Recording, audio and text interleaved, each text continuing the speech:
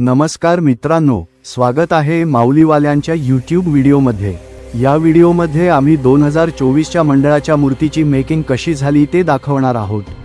यासोबतच कोपरखैरणेमधील सर्वात पहिली चलचित्रित मूर्ती तयार करण्यासाठी मंडळातील कार्यकर्त्यांनी केलेला अनोखा प्रयोग देखील तुम्हाला पाहायला मिळेल। मंडळाच्या बैठकीत ठरले की 2024च्या बाप्पांची स्थापना गरुडावर केली जाणार आहे। त्यामुळे नेहमीप्रमाणेच आम्ही घनसोलीतील प्रसिद्ध मूर्तिकार स्वप्नील साठे यांच्याकडे मूर्ती साकारण्यासाठी दिली।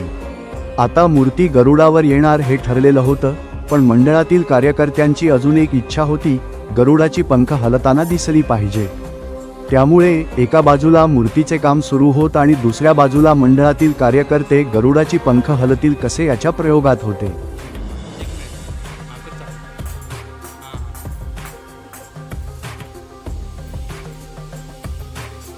हा आमचा पहिलाच प्रयोग होता, पण यात अशी अडचण आली की 2 मोटर लागणार होत्या।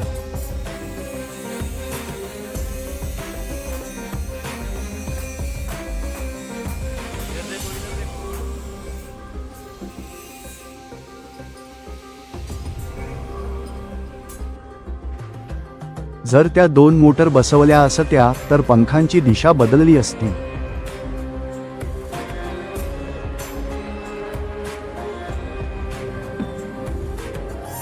त्यामुळे आम्हाला हा प्रयोग रद्द करावा लागला।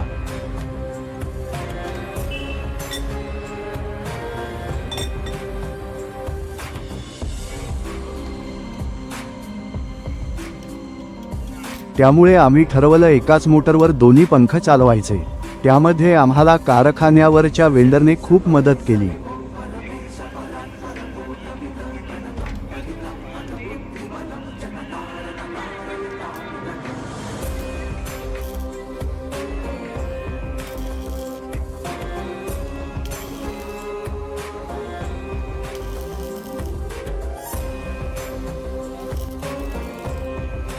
आता एकाच मोटरवर दोन्ही पंख एकाच दिशेने फिरत होते।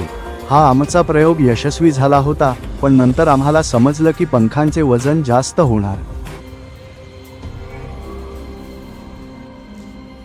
म्हणून आम्ही फोमचे पंख बनवण्याचा निर्णय घेतला आणि पंख बनवायला सुरुवात केली।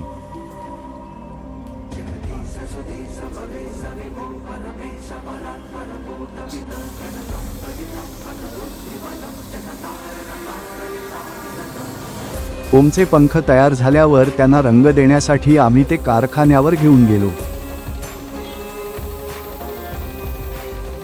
पंखाचे काम होईपर्यंत एकीकडे मूर्ती पूर्ण उभी राहिली होती आणि अखाणी कामालाही सुरुवात झाली होती।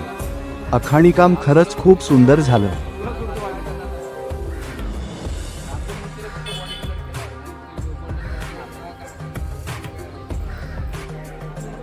त्यानंतर आम्हाला बाप्पाचा शेला हवेत उडताना दाखवायचा होता आणि आगमनाचाही वेळ जवळ येत होता। त्यामुळे सर्व मंडळाच्या कार्यकर्त्यांनी एकत्र येऊन माऊलीच्या गोडगणपतीला सजवलं। 2024ची बाप्पाची मूर्ती खरंच खूप आठवणीत राहणारी आहे, कारण यावेळी मूर्तिकाराला जास्त वेळ नव्हता।